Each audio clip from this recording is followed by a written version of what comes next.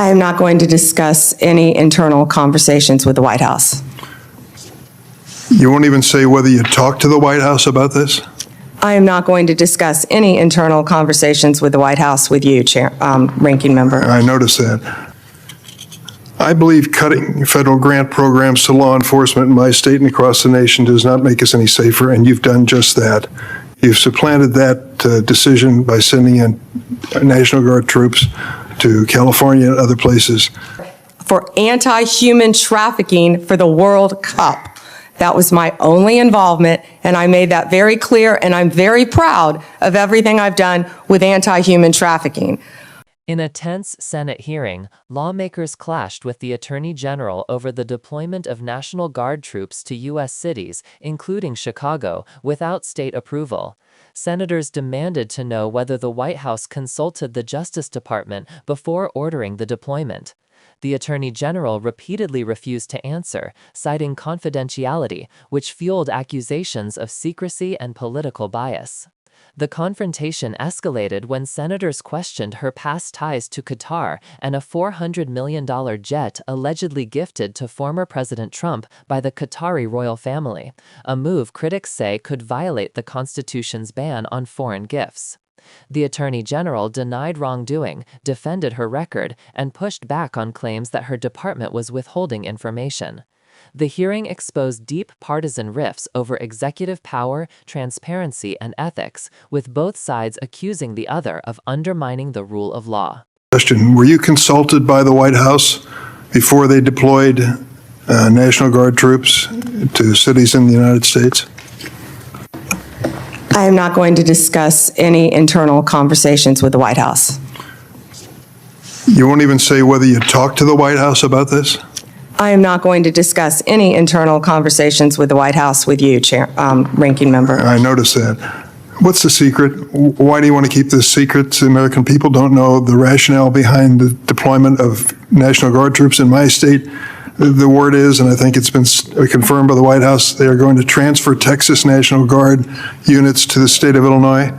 What's the rationale for that? Yeah, Chairman, as you shut down the government, you voted to shut down the government, and you're sitting here, our law enforcement officers aren't being paid. They're out there working to protect you. I wish you loved Chicago as much as you hate President Trump. And currently, the National Guard are on the way to Chicago. If you're not going to protect your citizens, President Trump will. Been on this committee for more than 20 years. That's the kind of testimony you expect from this administration.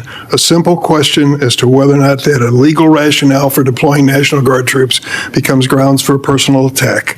I think it's a legitimate question. It's my responsibility. She refuses to answer as to whether she had any conversation with the White House about deploying national troops to my state. That's an indication, I'm afraid, where we are politically in this place. Let me ask you another question. I want to, if you will, hold on a second. Make sure I got the right page of facts here. You testified under oath when you last before this committee that before your appointment to Attorney General, you had served as a representative of some sort for the royal family of Qatar. There was an issue that came before you in May when President Trump accepted a $400 million luxury jet from the royal family of Qatar for temporary use as Air Force One before it's permanently gifted to the Trump Presidential Library Foundation. The Constitution unequivocally bestows on Congress the power to control whether any officer of the United States, including the President, may accept a gift, quote, from any king, prince, or foreign state, end of quote, and this gift clearly violates the statutory regime enacted by Congress. You've refused to answer a letter I sent to you 5 months ago asking the legal rationale you relied on to advise President Trump to accept this unprecedented gift from your former legal client. Can you make a promise today that you will disclose that? Disclose what, Ranking Member? I assume there was a letter or some sort of statement from your office to the White House to advise them that you felt it was permissible?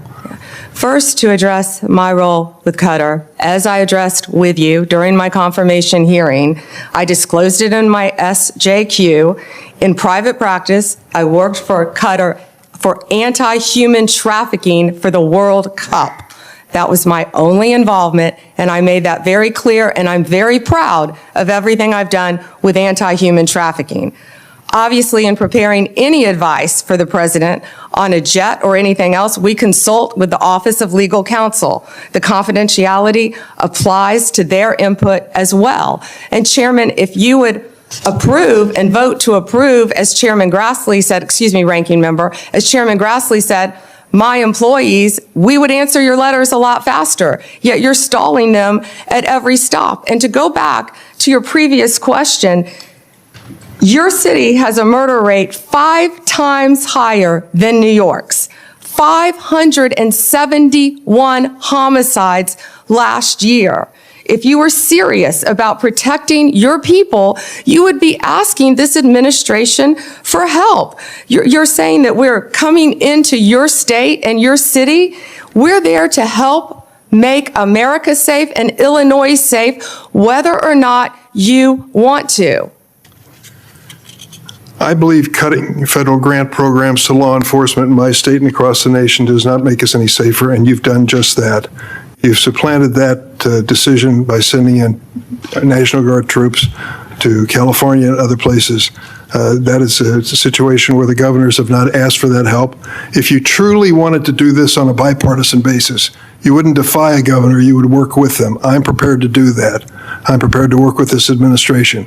But cutting these grants to law enforcement does not make us any stronger as a nation or give us the tools we need to reduce crime in Chicago. Now, I'd just like to ask you, when it came to this Qatar situation, did you consult with the ethics office in the Department of Justice before making your decision on this gift of a jet?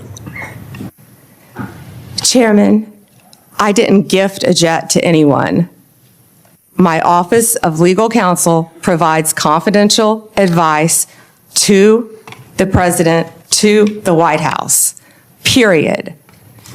And you're conflating two issues. Cutting grants. I was very clear about what grants we've cut and what grants we haven't. Only 7%. And if you have a grant in Illinois that you think that I've cut that is protecting law enforcement officers or your people, you personally call me and I will work with you to turn that grant back on. I think many of the Democrats here can tell you, I have worked with them to turn grants back on. There's an appeal process. Tell me a specific grant that I have turned off in Illinois that would help law enforcement, and I will work with you. But you have not done that. Did you take a look? The National Guard is on the way right now as we speak. Oh, by the way, so is Director Patel and Deputy Attorney General Todd Blanche. You're sitting here grilling me, and they're on their way to Chicago to keep your state safe. Madam Attorney General, it's my job to grill you.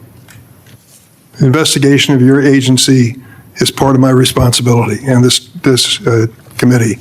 You may not like the experience, but others have weathered this storm and answered questions in a respectful manner.